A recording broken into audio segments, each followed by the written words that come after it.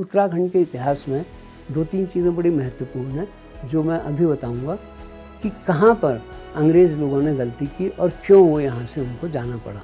वरना आज भी अगर अंग्रेज़ लोग वो गलती नहीं करते तो हम आज भी 2024 में आप मेरा यहाँ पर इंटरव्यू नहीं ले रहे होते, यहाँ पर कोई अंग्रेज़ बैठ के अपने यहाँ पर क्लब बनाया होता हमने।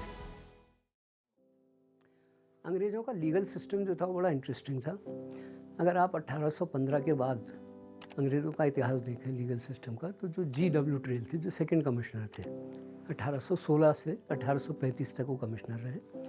और G.W. ट्रेल का कार्यकाल बड़ा महत्वपूर्ण है, क्योंकि G.W. ट्रेल जो थे उन्होंने यहाँ के प्रशासन, यहाँ के लोगों के बारे में उनकी पकड़ या समझ बड़ी अच्छी थी। तो G.W. ट्रेल ने एक नई प्रथा शुरू कर दी थी लीगल सिस्टम में, उसे कस्टमरी लॉ का ही हिस्सा भी समझ सकते हैं। वो अगर दो वादी हैं मान लीजिए, उनके आपस में ज़मीन को लेके, पानी को लेके कोई अगर झगड़ा है, तो दोनों जो है वो एक पर्ची जो है भगवान के सामने डाल देते। तो कहते थे इसमें लिख दो कौन सही और कौन गलत है। अगर तुम सही हो तो इसमें लिख दो मैं सही हूँ, अगर गलत है तो इसमें गलत है लिख दो, बोलो मत, क्योंकि बोलने में मुझे मालूम है तुम्हें शर्म आएगी। फिर उसके बाद उन्हें भेज देते थे, फिर देख देते थे वो, तो जिसने गलत लिखा है उसको फिर पकड़ देते थे, कहते तूने भगवान के सामने एक्सेप्ट कर लिया। वो कहता हाँ साहब भगवान के सामने। तो उनका लीगल सिस्टम बड़ा डिफरेंट था। एक उनके ज़माने में बड़ा इंटरेस्टिंग केस हुआ था। वैसे G.W. ट्रेल के बारे में मैं थोड़ा आपको इसलिए बताना चाहूँगा क्योंकि वो भारतीय संस्कृति से बहुत जुड़े हुए थे। अगर आप यहाँ तलीताल जाएं तो तलीताल से मलीताल को एक सड़क लेक के बाएं पार्श्व पे चलती है, जिसको कहते हैं ठंडी सड़क। ठंडी सड़क में एक मंदिर है जिसको कहते हैं पाषाण देवी का मंदिर। ये पाषाण देवी का मंदिर जो है ये G.W. ट्रेल से जुड़ा हुआ है। G.W. ट्रेल जो थे उन्होंने सबसे पहले रेवेन्यू सेटलमेंट जो है वो उत्तराखंड में शुरू किया था, या ब्रिटिश कुमाऊं में शुरू किया था। तो उनके कई रेवेन्यू सेटलमेंट हुए थे। उसमें एक रेवेन्यू सेटलमेंट है जो आज भी कोट किया जाता है, उसे कहते हैं 80 साला बंदोबस्त। ये 80 साला बंदोबस्त जो है ये बेसिकली हुआ था 1823 ईस्वी में, मतलब संवत 1880 में किया गया था, इसलिए 1880 का नाम देते हैं 80 साला बंदोबस्त। वह बेसिकली वो 1823 में हुआ था। तो जब ये 1823 में रेवेन्यू सेटलमेंट हुआ था, वो नैनीताल भी आए थे, और नैनीताल का रेवेन्यू सेटलमेंट मतलब नैनीताल के आसपास का ये सब उन्होंने कार्य किया था। डेली मॉर्निंग में वो ठंडी सड़क तब एक पगडंडी जैसी होती थी, वो मल्लीताल से तल्लीताल, तल्लीताल से मल्लीताल घुमा करते थे। आध्यात्मिक प्रवृत्ति के थे और उन्हें हिंदू धर्म से बड़ा लगाव था। वो मतलब पढ़ते थे हिंदू धर्म के बारे में।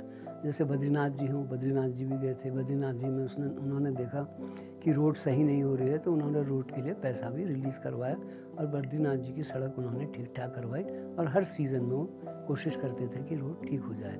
बल्कि उनके जो साथी एडमिनिस्ट्रेटर थे अंग्रेज़, वो उनको कहते थे G.W. ट्रेल हिंदू, ये उनका नाम रख दिया गया था। खैर ये ज़रूर इम्पोर्टेंट नहीं है, महत्वपूर्ण ये है कि जब वो ठंडी सड़क में घूमते थे, एक दिन उन्होंने जहाँ पर पाषाण देवी है उन्होंने घंटी की आवाज़ सुनी, जैसे कहीं कोई घंटी बजा रहा है। तो रुके रहे, बार बार घंटी की हल्की हल्की ध्वनि आ रही थी। तो ऊपर चढ़े जहाँ से ध्वनि आ रही थी, तो जहाँ आज पाषाण देवी का मंदिर है वहाँ पर उन्होंने देखा कि जो रॉक है उसके ऊपर एक देवी की जो वो है चित्र जैसा किसी ने वो किया है, बनाया हुआ है रॉक के ऊपर, जिसको हम कहते हैं उकेरा हुआ था। तो समझ गए कि ये स्थान पवित्र है। और वैसे भी नैनीताल जो था ये एक आध्यात्मिक स्थल माना जाता था। नैनीताल का जो पुराना नाम है वो है त्रिऋषि सरोवर। ये 3 ऋषि थे, अत्रि, अगस्त और पुलाहा, उनके नाम से ये जगह को जानते थे और ये तीर्थ स्थल माना जाता था। तो खैर जो उकेरी थी देवी की मूर्ति, वो नीचे उतरे और उन मल्लीताल गए, और मल्लीताल में उन्होंने पटवारी को बुलवाया और पटवारी से कहा कि मैंने ये देखा और वहाँ जाके तुम मंदिर बनाओ। तो ये मंदिर की स्थापना जो है ये G.W. ट्रेल ने की। G.W. ट्रेल का रेवेन्यू सेटलमेंट बहुत इंपॉर्टेंट है, और आज भी अगर आप सरकारी एडमिनिस्ट्रेशन कोई भू राजस्व करता है तो G.W. ट्रेल को कोट करता है।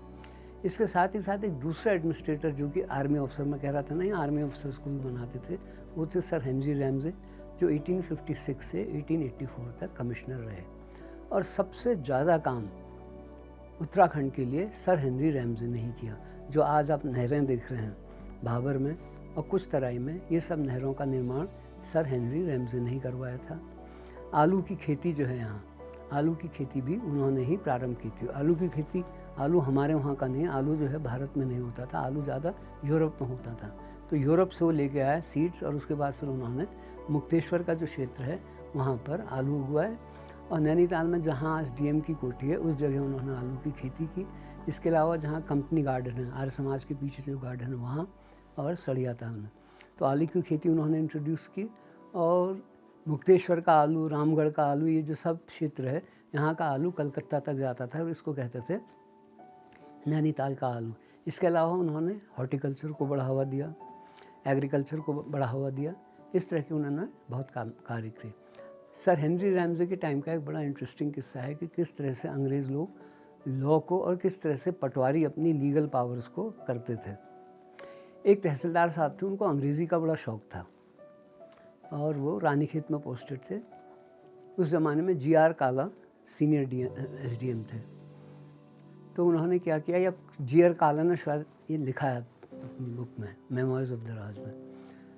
तो जो पटवारी था उसको अंग्रेज़ी में लिखने का बहुत शौक़ था और उनको जो सीनियर ऑफिसर्स थे जो इंडियन बन गए थे एसडीएम पीसीएस वीसीएस से, कहते थे यार तू अंग्रेज़ी में मत लिखा कर, तो अंग्रेज़ी की मतलब बहुत ही विकृत कर देता है, तो अंग्रेज़ी का तो हिंदी में कर, तेरे को क्या फ़र्क पड़ रहा है। बट उसको बड़ा कॉम्प्लेक्स था और रिपोर्ट्स हिंदी में ही देता था। तो एक बार क्या हुआ कि किसी का मर्डर हो गया चंपावत के पास काली कुमाऊँ में। तो उसने रिपोर्ट बना के दी कि Ramesh Lal was murdered when Madwa was standing near by, और ऐसे करके उन्होंने रिपोर्ट भेजी। तो जो एसडीएम कोर्ट में जहाँ पेशी हुई थी, तो उन्होंने कहा भाई तूने सबकी गवाही ली है, इतने लोगों की तू गवाही दे रहा है और वो कह रहे हैं कि रमेश लाल ने मर्डर किया, लेकिन ये मडवा की गवाही तो हुई नहीं। तो उसने कहा मडवा को भी लेके आओ, मडवा की जो गवाही होगी तभी मैं मानूंगा। अब वो बड़ा परेशानी में, वो एक्चुअली मडवे के खेत के बगल में हुआ था मर्डर, तो उसने लिख दिया when Madwa was standing near by. अब वो परेशान, तो फिर वो काला साहब के पास गया, कोई अफसर थे, उन्होंने कहा साहब ऐसा हुआ। तो उन्होंने कहा मैं तेरे से कह तो रहा था अंग्रेजी में। उसने कहा साहब अब क्या करूँ। उन्होंने कहा 1 महीने चुप रहे, उनको लिख दी चिट्ठी कि मैं ढूंढ कर रहा हूँ, उसकी ढूंढ खोज कर रहा हूँ। फिर 1 महीने बाद उसने चिट्ठी लिख दी कि मडवा जो है भागकर नेपाल चला गया, उसने वहाँ शरण ले ली है वेस्टर्न नेपाल में। तो केस जो है वो बंद कर दिया गया। तो अंग्रेज़ लोगों का सिस्टम मतलब it was interesting but very funny also eight times. तो हेनरी रैमजे बड़े अच्छे एडमिनिस्ट्रेटर रहे। हेनरी रैमजे ने टी कल्टीवेशन उत्तराखंड में इंट्रोड्यूस किया था और बहुत अच्छे टी गार्डन्स कुमाऊँ में भी थे, गढ़वाल में भी थे। और इसी के साथ ही साथ सर हेनरी रैमजे पहले अफसर थे जिन्होंने आपके फॉरेस्ट मैनेजमेंट स्टार्ट किया था। आपको अगर ध्यान होगा तो फर्स्ट फॉरेस्ट एक्ट इंडिया में आया था 1878 में, लेकिन उत्तराखंड में फॉरेस्ट मैनेजमेंट जो है वो 1854 में प्रारंभ हो गया था। तो आप समझ सकते हैं कि वो कितने फार साइटेड होंगे। अब मैं 1854 के फॉरेस्ट मैनेजमेंट से थोड़ा पहले जाता हूँ। उस युग में और ये नारद पुराण में भी लिखी गई हैं बातें कि पुराने ज़माने में जितने भी बड़े संत और जितने भी बड़े ऋषि होते थे, जैसे अगस्त ऋषि थे, उन्होंने अगस्त मुशी में तप किया था। गर्ग ऋषि जो हैं रामगढ़ के पास घाघर एक जगह है वहाँ किया। वशिष्ठ यहाँ पर आए, तो इस तरह से कई आते थे और लोग उनके पास जाते थे और उनको जो ज्ञान प्रकृति से मिलता था उस ज्ञान को वो लोगों को उपदेश के रूप में देते थे। तो इस वजह से उत्तराखंड की संस्कृति जो थी मूल रूप से वो अरण्य संस्कृति थी और उत्तराखंड के लोगों को ये मालूम था कि ह्यूमन लाइफ, एनिमल लाइफ और प्लांट लाइफ, ये तीनों जो हैं ये इंटरकनेक्टेड हैं और अगर इसमें से एक भी चेन में एनिमल लाइफ अगर कम हो गई या प्लांट लाइफ कम हो जाएगी तो बाकी 3 भी डिस्टर्ब हो जाएंगे। तो ये उनको अच्छी तरह से मालूम था, जो आज हमारे लोगों को नहीं मालूम है। और इसके अलावा फॉरेस्ट मैनेजमेंट जो था उस समय बड़ा इंटरेस्टिंग था। एक वन होते थे जिनको कहते थे नक्षत्र वन। आपको ध्यान होगा, आप जानते होंगे 27 नक्षत्र हैं। तो 27 नक्षत्रों में जितना 27 के 27 नक्षत्र की अभिव्यक्ति पृथ्वी में, स्पेशली उत्तराखंड में, वृक्षों के रूप में होती थी। जैसे आपके मूल नक्षत्र है तो साल का पेड़ जो है वो मूल नक्षत्र को रिप्रेजेंट करता था। चीड़ जो है वो ज्येष्ठा जो नक्षत्र है उसको रिप्रेजेंट करता था। पलाश भी, पाखड़ भी जो है सब नक्षत्रों को रिप्रेजेंट करते थे। तो इस तरह से नक्षत्रवन जो थे 27 नक्षत्र थे, तो 27 तरह के वृक्ष जो थे वो ये वृक्ष रिप्रेजेंट करते थे। तो इस तरह से नक्षत्र वन जो था वो मिक्स्ड फॉरेस्ट था। उसमें अलग अलग स्पीशीज जैसे साल है, पाखर है, खैर है, नीम है, इस तरह के अलग अलग वो रिप्रेजेंट करते थे। तो वो नक्षत्र बनते थे और वो मिक्स्ड फॉरेस्ट्री जो आज हम आधुनिक युग में अब हम समझ रहे हैं कि मिक्स्ड फॉरेस्ट्री होनी चाहिए, क्योंकि अंग्रेज़ लोग जब आए उन्होंने मोनोकल्चर स्टार्ट किया। उनको ज़रूरत थी उन फॉरेस्ट की जिनसे उनको आर्थिक लाभ होता था। तो रेलवे के लिए उन्होंने साल के जंगल उगाए और शिप बिल्डिंग इंडस्ट्री के लिए उन्होंने या शिप इंडस्ट्री के लिए उन्होंने टीक के जंगल उगाए। देवदार भी उन्होंने इसीलिए उगाया था कि ये उसके लिए इम्पोर्टेंट है। जब साल की कमी हो जाती तो रेलवे स्लीपर्स वो उसके बनाते थे। तो नक्षत्र वन था। नक्षत्र वन के अलावा नवग्रह वन थे। 9 प्लैनेट्स हैं और 9 प्लैनेट्स के नाम से अलग अलग तरह के वृक्ष लगाए जाते थे। और राशि वृक्ष भी थे कि कौन सी राशि जो है वो कौन सा वृक्ष उसने लगाना है। जैसे कन्या राशि जो है उसके लिए आम बहुत अच्छा है। तो इस तरह से राशि वन थे। इसके अलावा होते थे पवित्र वन, जिसको हम सीक्रेट ग्रोव कहते थे। सीक्रेट ग्रोव जैसे देवदार का सीक्रेट ग्रोव था आपके जागेश्वर। बांस का जो सीक्रेट ग्रोव था यहीं घोड़ाखाल में जो मंदिर है वो बांस का सीक्रेट ग्रोव था। तो ये सीक्रेट ग्रोव भी इस तरह के राशि वन, सीक्रेट ग्रोव इस तरह के वन होते थे जो एक परफेक्ट मैनेजमेंट सिस्टम था फॉरेस्ट्री का। वो मैनेजमेंट सिस्टम जो है वो अंग्रेज़ों ने ख़त्म कर दिया उत्तराखंड में भी और संपूर्ण भारत में। जैसे मैंने अभी बताया कि 1878 में फर्स्ट फॉरेस्ट एक्ट आया। जब ये फर्स्ट फॉरेस्ट एक्ट आया तो ये अंग्रेज़ लोग लाए थे और हमारे वहाँ उस समय German school of forestry introduce हुई थी जो अंग्रेज़ों ने की थी उत्तराखंड में भी और संपूर्ण भारत में। उत्तराखंड में थोड़ा फॉरेस्ट मैनेजमेंट को ज़्यादा महत्व दिया जाता था क्योंकि नॉन रेगुलेटिंग प्रोविंस था। तो जो हमारे वहाँ फॉरेस्ट इंट्रोड्यूस की गई forestry that was German school of forestry, क्योंकि अंग्रेज़ों के पास कोई भी एक्सपीरियंस या अनुभव नहीं था वनों को मैनेज करने का, क्योंकि उन्होंने इंडस्ट्रियल रेवोल्यूशन 14वीं-15वीं शताब्दी में अपने जंगल सब ख़त्म कर दिए थे, बर्बाद कर दिए थे प्रगति के नाम पर। तो यहाँ पर उन्होंने German school of forestry introduce किया। अब जर्मन स्कूल ऑफ फॉरेस्ट्री हमारे लिए ठीक इसलिए नहीं था क्योंकि जर्मनी में 90% of the forest are manage by private people.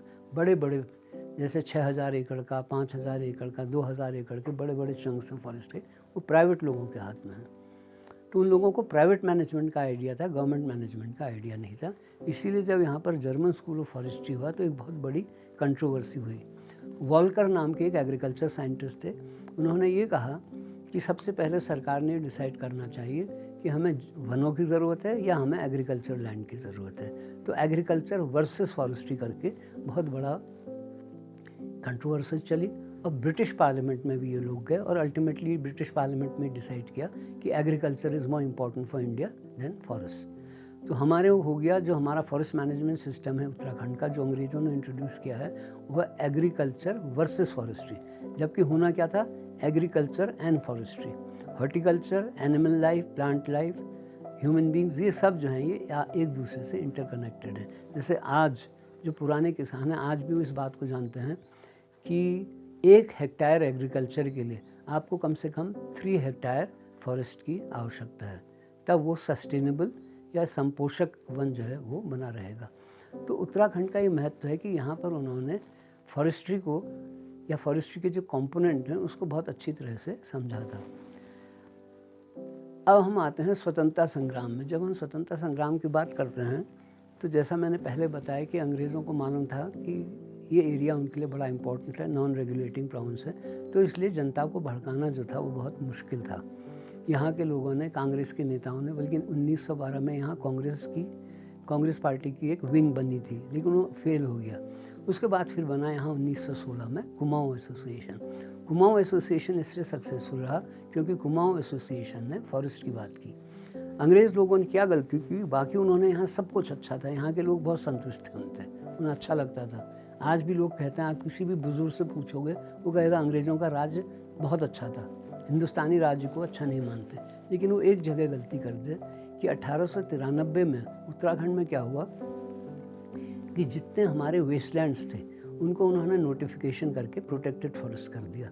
तो हक हकूक जो थे वो जनता के ख़त्म हो गए, क्योंकि ये जो वेस्टलैंड्स थे यही हमारे ग्रेजिंग लैंड्स भी थे। हमारे जानवरों को ग्रेजिंग के लिए इस भूमि की आवश्यकता पड़ती थी, तो ग्रेजिंग लैंड उन्होंने हमसे छीने। यहीं से हक हकूक की लड़ाई शुरू हुई। लोगों ने यहाँ आंदोलन भी किया और काफ़ी विरोध किया। और 1908 में क्या कहते हैं, जनरल व्हीलर जो थे, जनरल व्हीलर 1908 में बरेली गए, जहाँ गवर्नर साहब का या लॉर्ड साहब का दरबार लगा था। वहाँ उन्होंने ये बात कही। उन्होंने कहा हमें इससे कोई मतलब नहीं है, आप अपने जंगल जैसे भी करते हैं चलाओ, हमें कोई नहीं, सरकार ठीक कर रही है। तो कह रहे एनीवे फिर 1916 में जब कुमाऊँ एसोसिएशन बनी, तो कुमाऊँ एसोसिएशन पहले बार उन्होंने वनों की बात की और वन आंदोलन की बात की।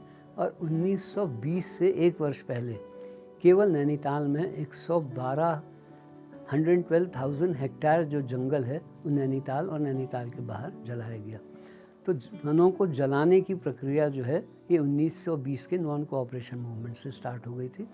और उसके बाद जब बहुत ज़्यादा विरोध बढ़ा तो 1926 में कुमाऊँ ग्रीवेंसेस कमेटी जो है वो बनी थी। कुमाऊँ ग्रीवेंसेस कमेटी ने अपनी रिपोर्ट बनाई, उससे भी जनता संतुष्ट नहीं हुई।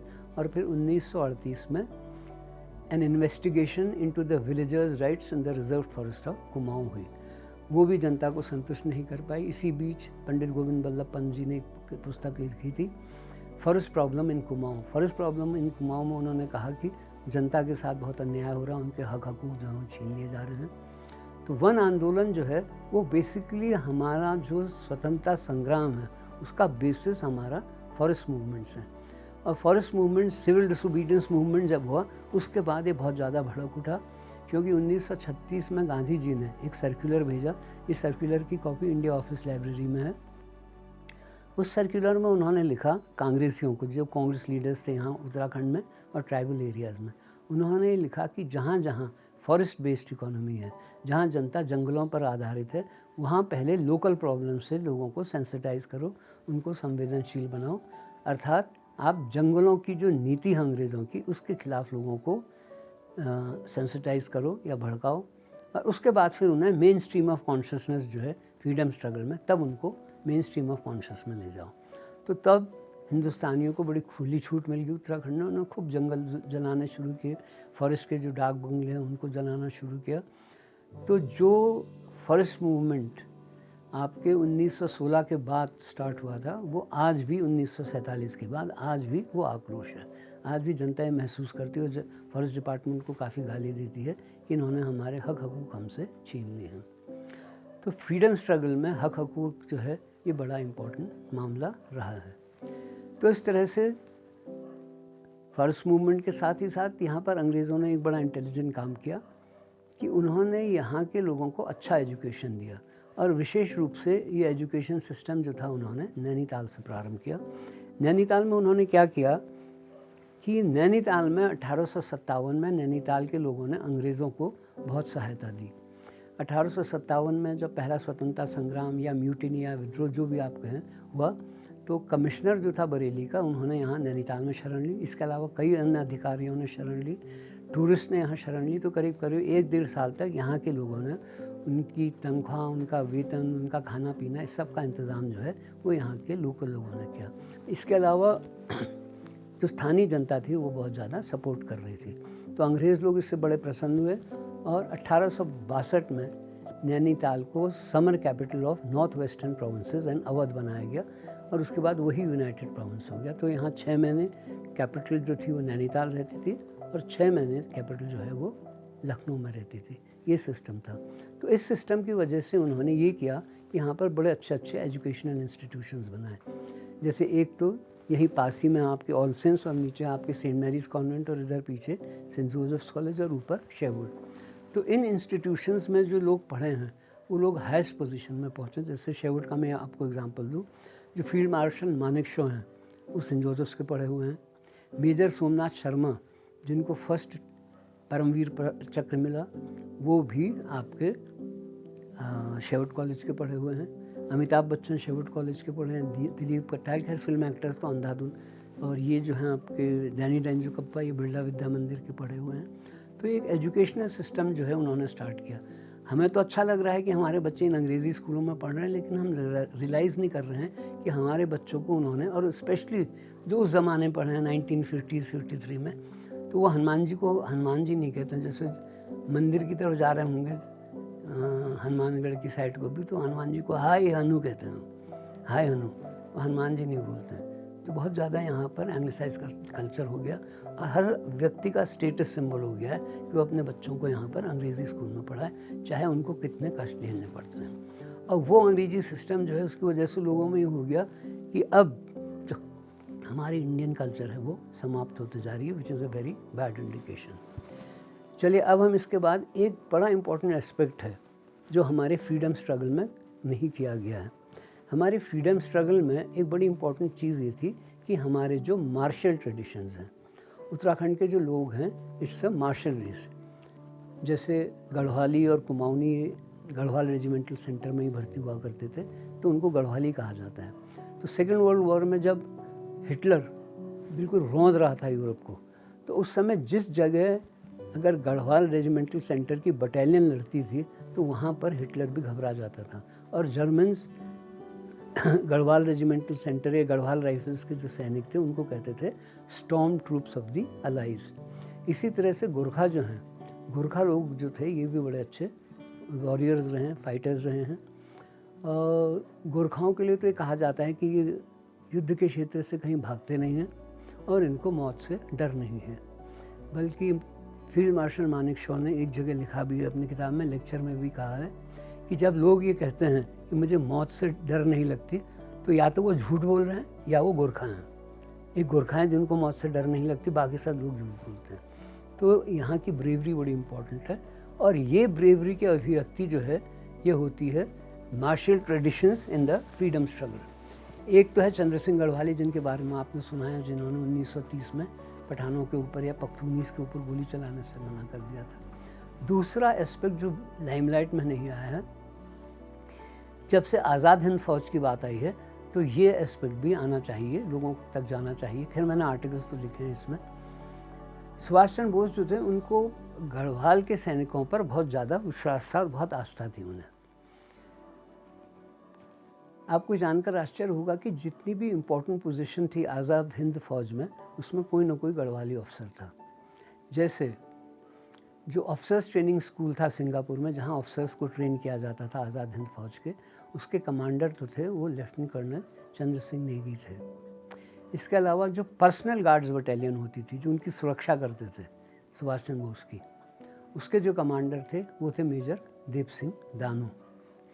तीसरा, जो सुभाष चंद्र बोस के पर्सनल एजुटेंट थे, जो कि बहुत ही इंपॉर्टेंट पोजीशन होती, जो सबसे ज़्यादा विश्वास पात्र होता, वो थे लेफ्टिनेंट कर्नल बुद्धि सिंह रावत, जो आपके कुर्द्वार निवासी थे। उनका मैंने इंटरव्यू भी लिया, तो खैर उनकी डेथ हो गई है। इसके बाद दो बटालियंस जो थी, first battalion and third battalion Azad Hind Fauj के, एक के कमांडर थे मेजर गुसाई और दूसरे के थे लेफ्टिनेंट कर्नल पितृशरण रतूरी, जो बाद में डीजीपी भी बने।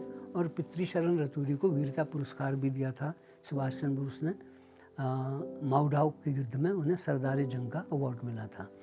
तो इस तरह से सैन्य इतिहास जो है वो भी हमारा बड़ा इम्पोर्टेंट एस्पेक्ट है। हम पॉलिटिकल हिस्ट्री पढ़ते हैं, डायनेस्टिक हिस्ट्री पढ़ते, फलाना राजा हुआ, जिन लोगों ने वाकई में देश के लिए इतना बड़ा वो किया है संग्राम, उन लोगों को हम भूल जाते हैं। और बड़ी इंटरेस्टिंग बात ये मुझे अभी रिसेंटली मैंने एक डॉक्यूमेंट देखा कि मुकंदी लाल जी ने ब्रिटिश गवर्नमेंट को लिखा था कि अब आज़ाद हिंद फौज का प्रभाव जो है वो लैंसडाउन में भी पड़ने लगा है और यहीं गढ़वाल रेजिमेंटल सेंटर भी है। मुकंदी लाल जी ने इसलिए लिखा बिकॉज वो कांग्रेसी थे और उनको आज़ाद हिंद फौज का तरीका युद्ध का पसंद नहीं था। बट एनीवे, ये एक इतिहास का ऐसा पक्ष है जो छोड़ दिया गया है।